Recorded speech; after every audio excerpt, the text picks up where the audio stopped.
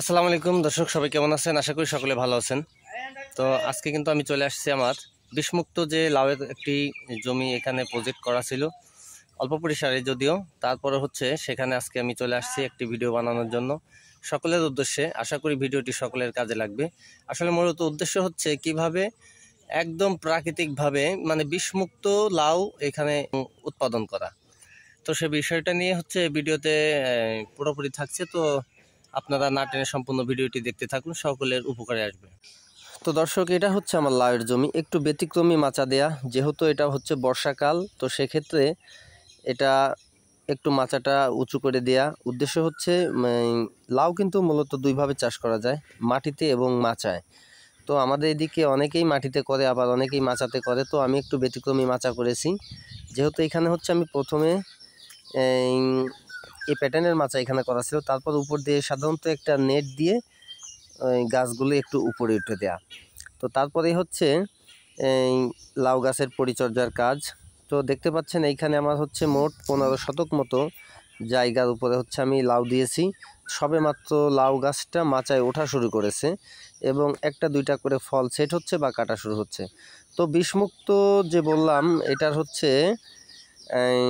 প্রধান কারণ আমরা সাধারণত কিন্তু এই সময়ে এই গাছে একটু রোগ ব্যাধি বেশি হয়। তো সেই কারণে কিন্তু আমাদের গাছে ম্যাক্সিমামই কিন্তু আমাদের বিষ প্রয়োগ করতে হয়, যেমন ফল ছিদ্রকারী যে পোকাগুলি আছে, মাছি পোকা, সেগুলির ক্ষেত্রে। তো এখানে আমরা কিন্তু সপ্তাহে একটি করে স্প্রে কিন্তু এখানে বহল রেখেছি। তার কারণ যে গাছকে সুস্থ রাখতে হবে আগে। গাছ সুস্থ থাকলে তারপর আমাদের ফল সুস্থ থাকবে। যদিও এখানে ফল ছিদ্রকারী পোকার জন্য এখানে ফেরোমন ট্যাপ ব্যবহার করা হয়েছে এবং ইয়েলো কার্ড ব্যবহার করা হয়েছে, তারপরেও কিন্তু এখানে মাছি পোকাটা নির্মূল করা যায় না।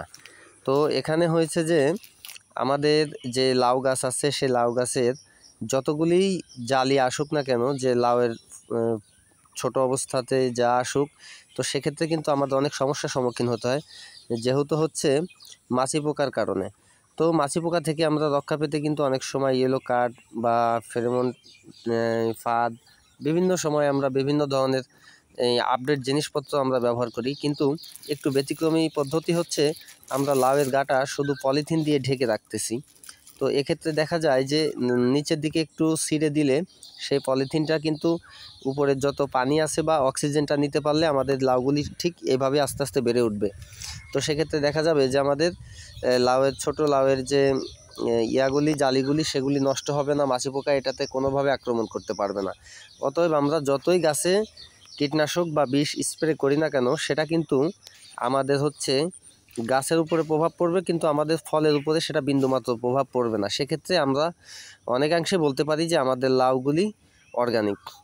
তো লাউগুলি অর্গানিক বলার এটাই উদ্দেশ্য যে আমরা কীটনাশক মূলত মাচার উপরের দিকে আমরা স্প্রে করি, নিচে যদিও কম যায়, তারপরে এখানে পলিথিন দিয়ে সেফটি করা আছে। সেক্ষেত্রে কিন্তু আমাদের লাউগুলো অনেক ক্ষেত্রে নিরাপদ থাকে।